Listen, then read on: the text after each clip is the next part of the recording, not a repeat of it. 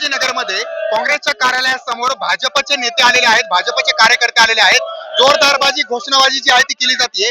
जोरदार घोषणाबाजी करताना आपण या ठिकाणी भाजपच्या नेत्यांना पाहतोय.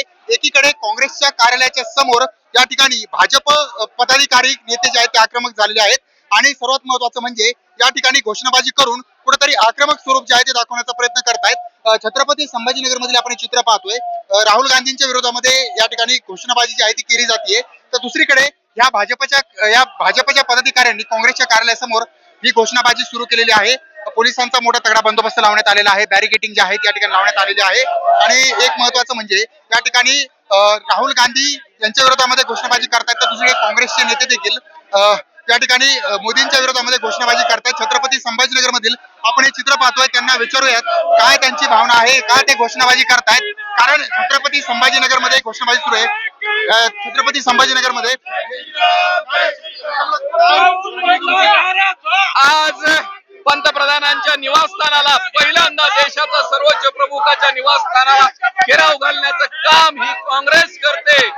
या विद्यार्थ्यांना, या मुलांना सोबत घेऊन देश अस्थिर करण्याचं काम हे जे विरोधक दंगल करतायत दिल्लीमध्ये, त्याच्या विरोधात काँग्रेस कार्यालयाच्या समोर आंदोलन करतोय की काँग्रेस याला पाठिंबा देते. काँग्रेस याच्या पाठीशी आहे. या काँग्रेसच्या काळात 28 वेळा पेपर फुटला, पण मोदी सरकारने याची चौकशी केली, मोदी सरकारने व्यवस्था केली. पण या काँग्रेसला संसदेत चर्चा करायची नाही, संसदेत बोलायचं नाही, संसदेत चर्चा घडू द्यायची नाही. त्यांना फक्त युवकांना भडकवण्याचं काम करून देश अशांत करण्याचं पाप हे करत आहेत. त्याच्या विरुद्ध भारतीय जगल्याशिवाय राहणार नाही. या ठिकाणी भाजप आक्रमक झाले आहे. तर दुसरीकडे काँग्रेसचं कार्यालय आहे.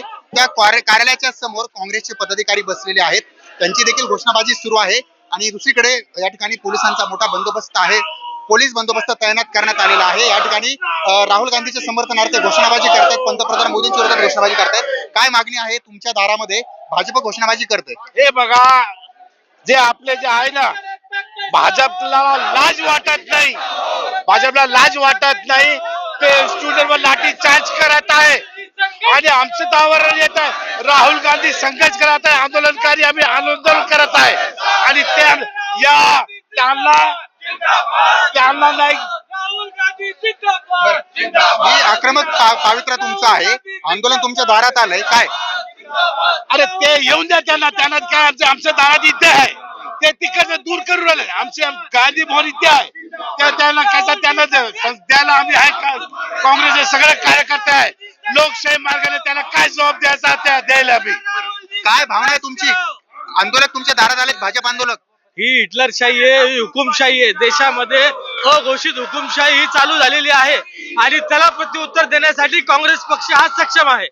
आपण पाहतो छत्रपती संभाजीनगर मध्ये या ठिकाणी भाजपचे नेते, पदाधिकारी, कार्यकर्ते दाखल झाले आहेत आणि हे काँग्रेसचं कार्यालय आहे. या काँग्रेस कार्यालयासमोर ही जोरदार घोषणाबाजी जी आहे त्या ठिकाणी सुरू करण्यात आलेली आहे आणि महत्वाचं म्हणजे एकमेकांच्या नेत्यांच्या विरोधामध्ये या ठिकाणी आक्रमक होऊन हे दोनही पक्ष, भाजप आणि काँग्रेस, एकमेकांच्या विरोधामध्ये घोषणाबाजी करतायत. म्हणजेच या ठिकाणी भाजप आणि काँग्रेसचे नेते आमने सामने आलेत असं देखील म्हणता येईल. सचिन मडे, लोकशाही मराठी, छत्रपती संभाजीनगर.